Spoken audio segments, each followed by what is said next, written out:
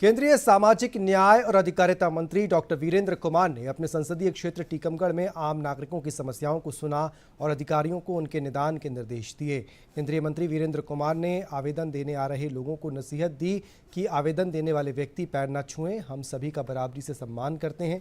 केंद्रीय मंत्री ने कहा कि लोकतंत्र में सभी जनप्रतिनिधि जनता के द्वारा चुने जाते हैं, तो हमारा फर्ज बनता है कि हम जनता का सम्मान करते हुए उनके काम करें। पैर अपने माता पिता के छुएं जो पूजनीय है। केंद्रीय मंत्री ने बताया कि उनके कार्यालय में भी निर्देश दिए गए हैं कि जो भी व्यक्ति अपने कार्य के लिए आए वो पैर न छुए और अपनी समस्या बताए, हम उनकी समस्या का समाधान कराने का पूरा प्रयास करेंगे।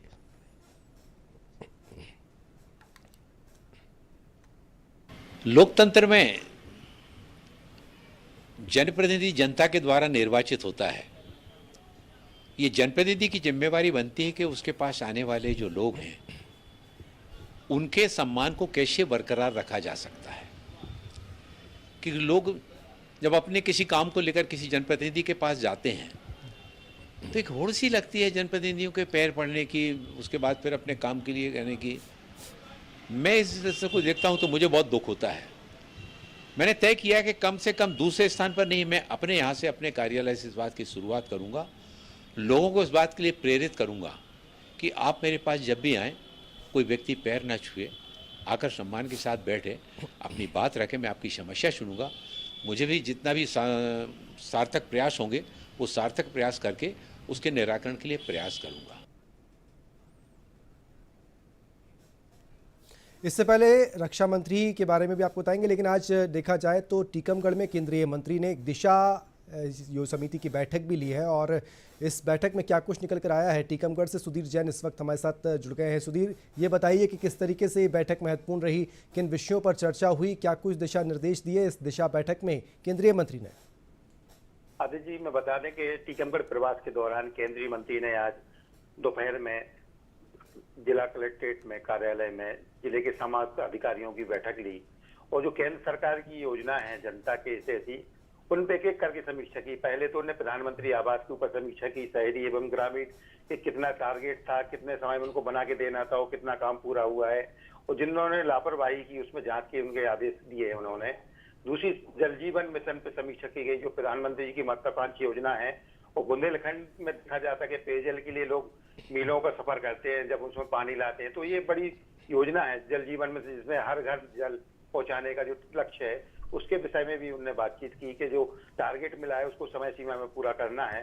और दूसरा, पीडीएस जो राशन वितरण प्रणाली है, जो गरीबों को निःशुल्क राशन दिया जाता है, उसके बारे में भी समीक्षा की कि जो समय से लोगों को निःशुल्क राशन मिलता है उनको दिया जाए, और जो पीडीएस की दुकानें हैं उसको महीने में रविवार को छोड़ के सभी दिन खोली जाए, जिससे आसानी से लोग राशन ले सकें।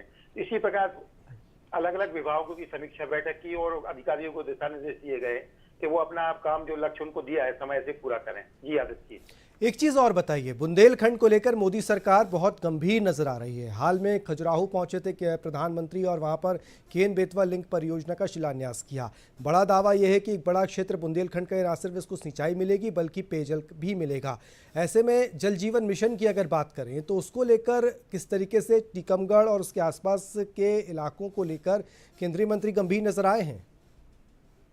ये देखा गया है कि उसने केन बेतवा लिंक परियोजना की भी समीक्षा की है कि जो केन बेतवा लिंक परियोजना से गांव में पीने के लिए टंकी के द्वारा जो पानी दिया जाएगा उसको कैसे लाना है, उनको किन किन गांवों को चिन्हित किया जाना है, और जो लोग गांव छूट गए हैं तो उनको कैसे उनका डीपीआर बना के उस योजना में जोड़कर उसको लाभ पहुंचाना है। और जो बुंदेलखंड में एक टीकमगढ़, छतरपुर, निवाड़ी, बुंदेलखंड के जिलों में कलंक है पेयजल वाला सूखे का, उसको मिटाना है, तो उसके लिए हर तक प्रयास किया जाएगा। और जल जीवन मिशन में भी जिन गाँवों में अभी बचे हुए हैं उनके काम पेयजल के शुरू नहीं हुए, लाइन बिछना शुरू नहीं हुआ है, पानी की टंकी का निर्माण भी शुरू नहीं हुआ है, तो उन्होंने विस्तार से समीक्षा करते हुए उनको अधिकारियों को निर्देशित किया है कि बुंदेलखंड का कोई भी गांव ऐसा नहीं रहे जिसमें लोगों को पीने का पानी नहीं मिले, सिंचाई की सुविधा नहीं उपलब्ध हो सके, जिससे लोग यहाँ रहकर रोजगार अपना खेती कर स्थापित करें, महानगरों की तरफ पलायन ना करें। इसके लिए उन्होंने बहुत सारी योजना, बुंदेलखंड ग्रामीण महिलाओं को आजीविका मिशन द्वारा उन्होंने मशरूम उत्पादन के लिए भी समीक्षा की, हनी उत्पादन के लिए भी समीक्षा की कि मधुमक्खी पालन करके कैसे हम अपने ग्रामीण लोगों को गांव में रह के रोजगार दे सकते हैं। तो विभिन्न विषयों पर विस्तार से चर्चा की। उनका मकसद है कि बुंदेलखंड में जो लोग सबसे ज्यादा पलायन करते हैं उनका पलायन रोकने के लिए उनके गांव में, उनके घर में, गांव में ही उनको रोजगार देना पड़ेगा। जो भी केंद्र सरकार की योजना है, विभिन्न योजनाएं हैं, उनके द्वारा उनको काम देकर उनके गांव में दिया जाएगा। जी, बहुत बहुत शुक्रिया सुधीर जी हमारे साथ जुड़ने के लिए। सुधीर जैन हमारे साथ टीकमगढ़ से जुड़े थे। दिशा की बैठक हुई थी टीकमगढ़ में, केंद्रीय मंत्री डॉक्टर वीरेंद्र कुमार पहुंचे थे और जल जीवन मिशन हो, तमाम केंद्र की और योजनाएं हो, उसका अमल ठीक तरीके से हो, इसको लेकर दिशा निर्देश अधिकारियों को केंद्रीय मंत्री ने दिए हैं। आगे बढ़ते हैं बात